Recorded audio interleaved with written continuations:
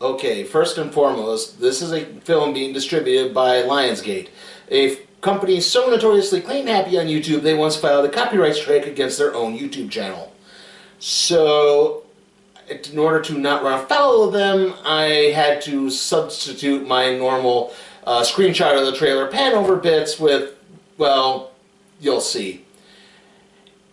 Anyway, moving on to the film. When a Russian and American sub get mysteriously downed in the Barents Strait, the United States Chairman of the Joint Chiefs of Staff, Charles Donegan, played by Gary Oldman, and Rear Admiral John Fisk dispatch a hunter-killer sub, the USS Arkansas, captained by John Glass, Gerard Butler's character. However, it turns out that upon receiving some information from a national security agent, Jane Norquist, played by Linda Cardellini, and some other discoveries by the USS Arkansas, that they may have not only entered into some type of war, but also a coup on the life of the Russian president. And that is Hunter Killer, a film that starts out being a very taut political thriller with some obviously war implications. Like I said, there's a coup being led by the Russian Minister of Defense, whose name is Dmitry Dumov, and he's trying to overthrow the president. He basically takes the president hostage. This gets found out by a ground team. There's a recon team that also gets sent in at the behest of Agent Nyquist. And because of that, they use a few drones, and it gets broadcast back to Washington. And at this point, we start getting towards, oh, are we going to get into war? We move to DEFCON 2. They start amassing their fleet, but Fisk, that's Common's character again, suggests to the president. I had to wonder when this thing was written, because the president is a older blonde woman. Anyway, he basically allowed his president to let the recon team and the USS Arkansas basically kind of work together to try to rescue the Russian president. Along the way, the Arkansas has also picked up the Russian captain, just a sec, it's played by the late Michael Nyquist. I'm trying to think, I gotta look up his character name here. Michael Nyquist. Captain Andropov, sorry about that, Captain Andropov, and a few others from the initial sub that turns out was blown up from the inside, unbeknownst to the captain. Also, the American sub was down by another Russian sub that had been hiding amongst several icebergs, and it launched a torpedo at them, and in fact launches a torpedo at the Arkansas. So, like I said, it's a fairly standard by-the-book submarine thriller in the vein of Hunt for Red October and Das Boot. I mean, you have your requisite, we have to be quiet to avoid detection by the sonar scene. Basically, the backstory with Captain Glass, Gerard Butler's character, is he actually kind of came up through the ranks. He was a low worker on a lot of submarines, including one called the Wichita, which did something. It's alluded to briefly, but they don't really dwell on it, unfortunately. Like I said, he's not a graduate of Annapolis like a lot of officers are. He actually came up through the ranks, and it's actually his first time captaining a sub when he's doing this. And because of this, he runs afoul of his second in command, his XO, and who's constantly, so you get the subordinate officer saying, we could get court-martialed for this. This is by the book, boobity, bloobity, blah, blah, blah. I mean, it works to an extent because there's actually some good performances. This is a much more restrained Gerard Butler. This is not the very hammy Gerard Butler that was in Den of Thieves, a movie I reviewed earlier this year and really did not like. For the most part, I wasn't expecting too much from this, and it was overall, pretty good. I liked it for the most part. And then towards the ending, things got a little wonky. Like, unfortunately, we get the subplot with the recon team that has this rookie who kind of froze during a training simulation, but it's like, well, we got to use them anyway, and they send 4 guys in to basically infiltrate this Russian base, including walking down the middle of this very wide open road, where anyone within, 1,000 yards could have probably spotted them, but They tried to escape under the cover of broad daylight. I mean, I don't know how they could have gotten caught. But like, they managed to come across a bodyguard who somehow got shot, but is still relatively functional enough to lead them to where the president is so that they can rescue him. The rookie guy gets shot in the leg.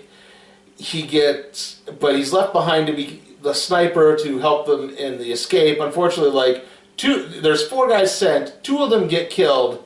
The captain gets the Russian president on board the Arkansas, but then he turns back to go rescue the rookie, which he does by shooting off like 5 different guys. Like, really, this is getting a little far-fetched now. It's like, it went from being pretty good to getting, like, absurdly stupid. It's the last 20 or 30 minutes of the film, it's all over the dang place.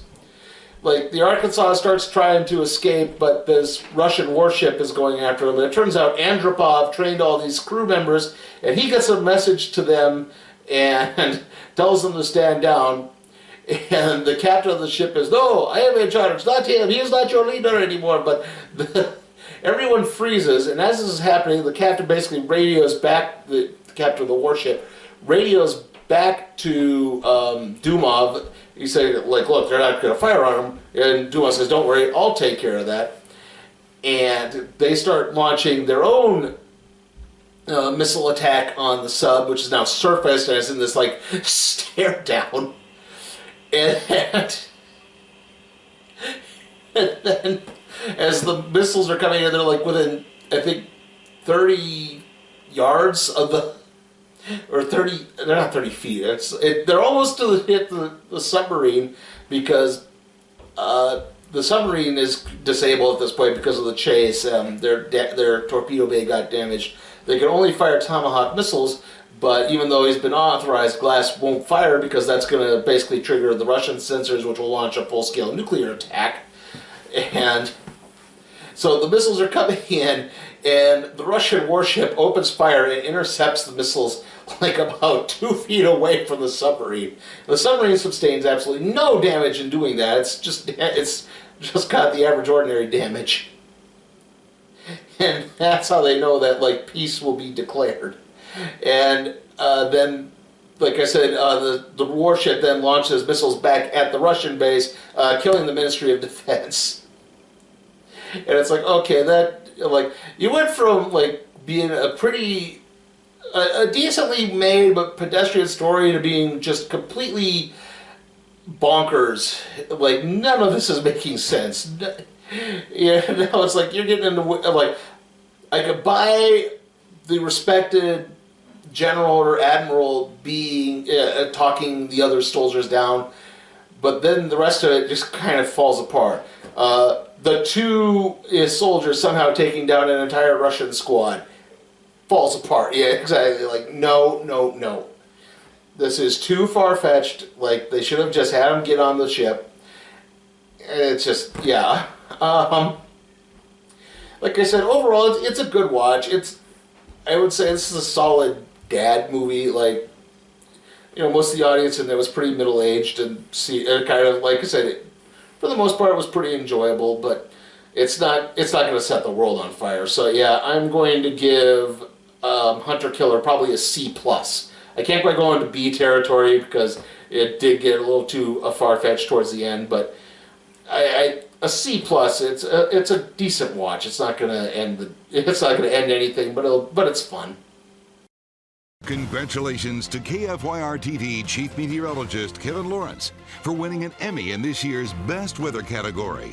Southern North Dakota is seeing some mainly Kevin's passion for weather has allowed him to become the area's most trusted meteorologist. I am a weather enthusiast. Where we are geographically in the country, you couldn't ask for a better place. To a weatherman, it is paradise because the weather changes so rapidly.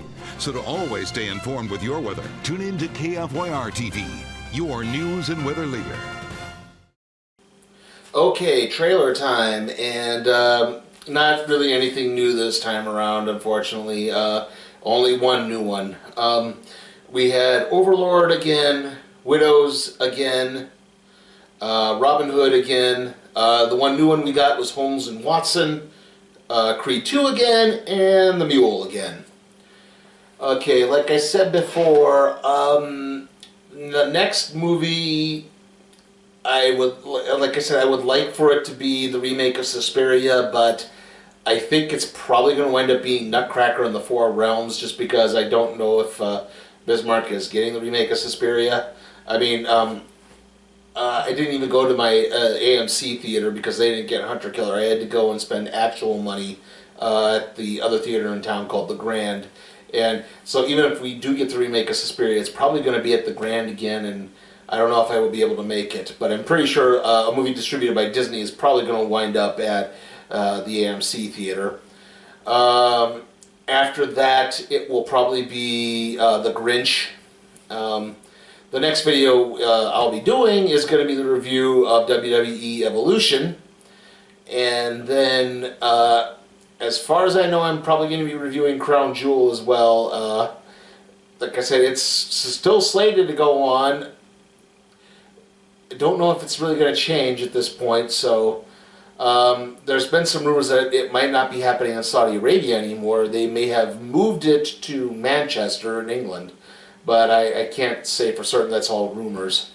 Also next, that will be next Friday-ish, maybe Saturday.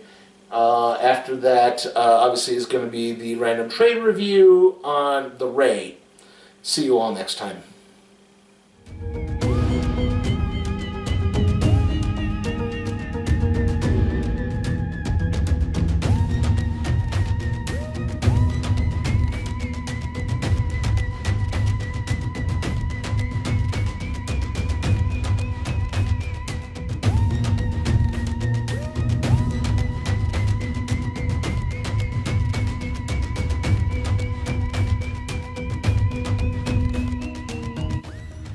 Hey guys, is there a movie you want me to tackle? Even if it's some stinker like Baywatch or the Emoji Movie or something else?